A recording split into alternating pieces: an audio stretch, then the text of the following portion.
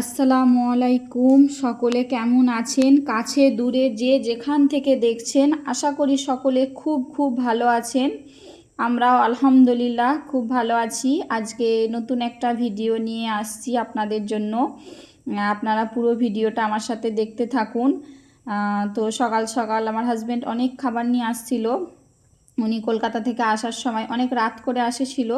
তো আমি খাবারগুলো বার করেছিলাম নেওয়ার, সব কিছু রেখে দিয়েছিলাম। আর এই কেকটা নিয়ে আসছিলো, তো এটাকেও ফ্রিজে রেখে দিয়েছিলাম, খুলেও দেখি নাই।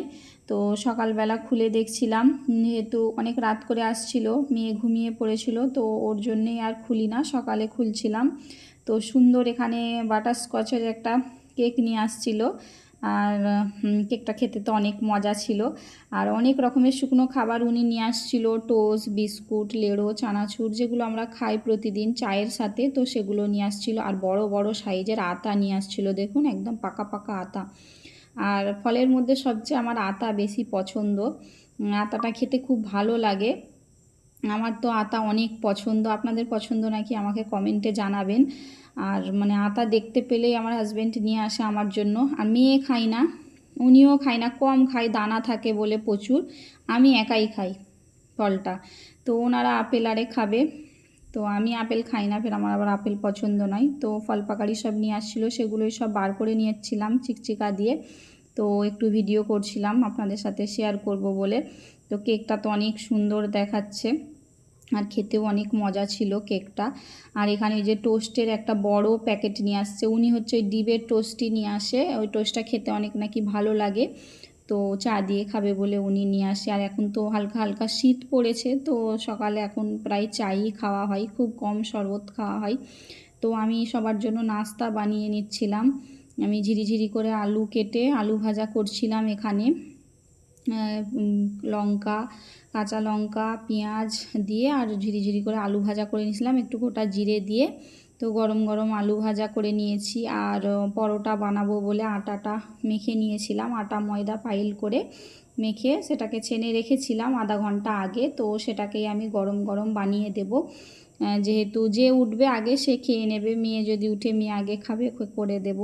আর হাজব্যান্ড যদি আগে ওঠে তো তাকেই করে দেব। তো আমি যে ওঠে তাকেই দুটো তিনটে করে সেঁকে দিই, যে যতটা খাবে, নাহলে ঠান্ডা হয়ে গেলে তো ভালো লাগবে না।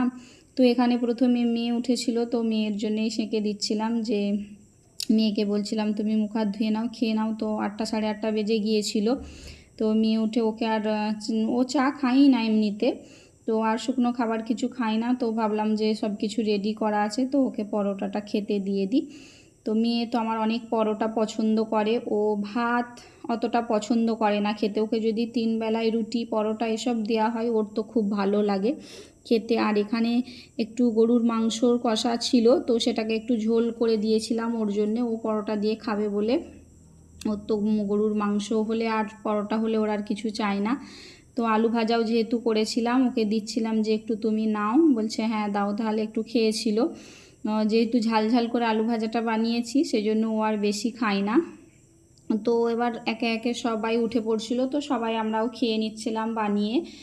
তো সেটাই আপনাদের সাথে শেয়ার করলাম। আর আমাদের একদম পাঁচিলের গায়ে একটা বিষাক্ত একটা সাপ তো আমরা দেখতে পেয়েছিলাম। আমাকে তো খুব ভয় লাগতেছিল, আমি তবু একটু ভিডিও নিয়েছিলাম আপনাদের সাথে শেয়ার করব বলে। অনেক দূর থেকে জুম করে ভিডিও নিয়েছিলাম। আর সাপটা একদম ভয় দেখিয়ে একদম ফোনা তুলছিল, দেখুন সাপটা। আমি তো সাপটার নাম জানি না, কিন্তু অনেককে দেখিয়েছি, অনেকে বলছে এটা কেলোখরিস হবে সম্ভবত, আমাদের এদিকে এই নামে চিনে। তো আপনারা যদি এই সাপটার কোনো নাম জানেন তো আমাকে জানাতে পারেন। আর ভীষণ ভয়ঙ্কর লাগছিল, একদম ফোনা তুলছিল সাপটা। মানে আমি যে দূর থেকে তুলছি, আমাকে এত ভয় লাগছিল, আমি তো সাপটার সামনেই যাইও না, এত বড় ফোনা তুলেছিল। সাপটা খুব বড় ছিল না, বাচ্চা মতো সাপ ছিল, কিন্তু দেখে তবুও ভয় লাগছিল। আর সাপটা ওই যে ফাঁকাটা রয়েছে না ওর সাইডে, ওই সাইডে দেখুন, ওই যে ফাঁকাটা রয়েছে ওর ভিতর থেকে হচ্ছে যে সাপটা ঢুকে চলে গিয়েছিল। আস্তে আস্তে আপনি আপনিই এসেছিলো, আপনি আপনিই চলে গিয়েছিল। তো আমি বিরিয়ানি বানিয়েছিলাম, তো বিরিয়ানিটা করাটা আর আপনাদের সাথে শেয়ার করলাম না। বিরিয়ানি অনেকবার শেয়ার করেছি, অনেক রেসিপি দিয়েছি, গরুর মাংসের বিরিয়ানি। বানিয়েছিলাম। হাজবেন্ড যেহেতু খুব পছন্দ করে বিরিয়ানিটা, মানে প্রচুর পছন্দ করে, মানে এত বিরিয়ানি পছন্দ করে যে মানে যাকে বলে বিরিয়ানি লাভার আমরা সবাই। উনি নয়, উনি মানে ওনার লতায় আমরাও খাই, প্রচুর পছন্দ করে সবাই বিরিয়ানি যেহেতু, সেই জন্য হচ্ছে যে প্রচুর বিরিয়ানিটা আমাদের বাড়িতে বানানো হয়। আর গরুর মাংসের তো বিরিয়ানি কেউ তো নাই বলবে না, সবাই বানানে বললে বলে হ্যাঁ বানাও, মজার সাথে খাবে। আর একবেলা খাবে না, ওটা যে বানাবো না, ওটা বেশি করে বানাতে হয়। রাত্রেও ওটাকেই গরম করে দিলে খেয়ে নেয় ওনারা। আর এই বিরিয়ানিটা আমি বড় বড় করে আলু দিয়েছিলাম একদম। আমাদের তো কলকাতায় তো বিরিয়ানিতে তো আলু দেবেই, আর এখানে মুরগির মাংস আলু দিয়ে ঝোল বানিয়েছিলাম। যেহেতু আমার হাজব্যান্ড এটা খাবে না, বলছে না আমি শুধু বিরিয়ানিটাই খাবো, তো মেয়ের জন্যে তুলেছিলাম। তো মেয়েও দেখলাম শুধু খাই না, বেশি একটু খেয়েছিল। আর এখানে টক দই, পেঁয়াজ আর শসা দিয়ে রায়তা বানিয়েছিলাম। তো রায়তা বিরিয়ানির সাথে খেতে অনেক মজা লাগে। আমাদের এদিকে এটা অতটা চলে না, এটা হচ্ছে যে ব্যাঙ্গালোর, কেরালা ওই সাইডের দিকে এই রায়তাটা খুব চলে। ওইদিকে মানে বিরিয়ানির সাথে রায়তা তো দিতেই হবে। তো এখানে কেকটাও বার করে নিয়েছিলাম যে খাবার পর সবাই কেটে খেয়ে নেবে। মেয়েকে বলেছিলাম যে তুমি একটু খাও, বলছে না এখন খাবো না। তো পরোটা খেয়েছিল, তখন আর খাই না। তো এই ভাত খাবার পরেই সবাই মিলে কেটে খেয়ে নেব, সেই জন্য বার করে নিয়েছিলাম। আর একটু শসা স্লাইস করে নিয়েছিলাম, তাতে নেবু দিয়ে দিয়েছিলাম, আর কিছু দিই না। তো দিয়ে দুপুরের খাবারটা সবাই মিলে একসাথে খেয়ে নেব। শাশুড়িও ছিল, তো উনিও খেয়ে নেবে। উনি বিরিয়ানি পছন্দ করে, খুব একটা পছন্দ করে না। উনি উপরের যে সাদা সাদা অংশটা সেটা খায়, মানে সাদা যে বিরিয়ানির পাটটা থাকে সেটা খায়, উনি মশলাদার বিরিয়ানিটা ফের খায় না। আবার আমরা বিকালের দিকে হচ্ছে বাগানের দিকে আমাদের গিয়েছিলাম। এই দেখুন, এই একটা ফের এঁড়কোল বলে এটাকে, বা ছোট গোশ সাপ বলে এটাকে। রোদ পোয়াচ্ছিল, ওখানটায় রোদ এসেছিল, তো ওখানটায় রোদেতে এসে চুপ করে বসেছিল। তো আমি ভিডিও করতে দিচ্ছিলাম, আমার দিকে তাকাচ্ছিল একবার করে, আবার আস্তে আস্তে সরে সরে সরে সরে চলেও যাচ্ছিল। আর একদম ছোট্ট, দেখুন এটা আমি খুব জুম করি না, মানে মিডিয়াম সাইজের করেছি। তো প্রতিদিন আসে ওখানটায়, এসে বসে রোদেতে থাকে, একটু রোদ খেয়ে তারপরে আবার চলে যায়। আমি এগিয়ে যাচ্ছিলাম বলে তো আস্তে আস্তে যে ওখানে ওই যে জমি আছে, তো জমিতে আস্তে আস্তে গিয়ে নেমে গেছিলো। ওর মাও আছে, আমি আপনাদের সাথে একবার দেখাবো, শেয়ার করব অবশ্যই। ওর মাটাকে, সে অনেক বড়, তারা হচ্ছে যে যখন রোদ শীতের দিনে না, তো রোদ খেতে ওপরে আড়াই আসে ওরা, দেখতে খুব ভালো লাগে। তো এখানে অনেক পুঁইশাক হয়েছিল, তো সেগুলোই আপনাদের সাথে শেয়ার করছি। একদম দেখুন হালি মকমকে, একদম প্রচুর মাচা ভর্তি পুঁইশাক হয়েছে। এই শীতের দিনে তো অনেক মেচড়ি ধরবে এতে, এই পুঁইশাকে খেতে আরও মজা লাগবে। শুকটি দিয়ে খাওয়া হবে যেহেতু শীতের শুকটি, আর শীতের পুঁইশাকের মেচড়ি অনেক হয়েছে দেখুন, মানে যত দূর ইচ্ছা ডগ বয়ে গিয়েছে, এত হয়েছে আর এত সুন্দর, আর খেতেও অনেক, পুঁইশাকটা এত মজা, মানে মিষ্টি মিষ্টি পুঁইশাকটা খেতে। আর এখানে দেখুন পিঁপে গাছটা অনেক পিঁপে ধরেছে, আর এইগুলোকে বলে বোতল পিঁপে। আমি অনেক জায়গায় এরকম পিঁপে দেখেছি, আর আমি গাছ লাগিয়েছি, মানে গোল গোল পিঁপেও হয়েছে, আর এই বোতল পিঁপে এই প্রথম।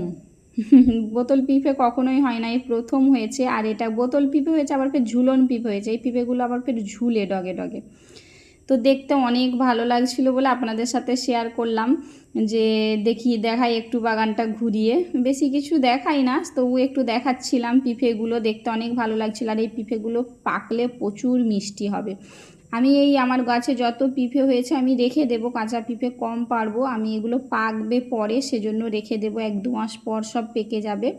তো পিঁপেগুলো গাছেই থাকবে, পাকলে একটা একটা করে পারবো। আর হনুমান এসে যদি খেয়ে চলে যায় তো কিছু করার নেই, কারণ আমাদের এদিকে হনুমান প্রচুর আসে, তো ওরা পিঁপে রাখতে দেয় না। আর এখানে হচ্ছে যে কাঁঠালে কলা হয়েছিল, কাঁঠালে কলার বড় একটা কাঁদি হয়েছিল। কাঁঠালে কলা নয় ঠিক, এটাকে চাপা কলাও বলে, মানে যেহেতু অনেক রকমের গাছ তো কলার, তো দেখতে একই রকম হলেও অন্য রকম স্বাদ। অনেকে বলে চাপা কলা, তারপরে অনেকে কাঁঠালে কলাও বলে, কিন্তু গাছ থেকে পাকলেই তখন আপনাদের সাথে আবার একবার শেয়ার করব আমি। তো এখানে দেখুন আবার গোল গোল পিঁপে হয়েছে, এটা অনেক উঁচুতে হয়েছে। আর ওটা যে হয়েছিল ওটা বাচ্চারাও হাত থেকে পেড়ে নেবে, যেহেতু আমি দূর থেকে ভিডিও করছিলাম। আরও গাছপালা রয়েছিল, আর এখানে কাঁচকলারও কাঁদি পড়েছিল, তো সেগুলোই আপনাদের সাথে শেয়ার করলাম। সকলে ভালো থাকবেন, সুস্থ থাকবেন, আল্লাহ হাফেজ।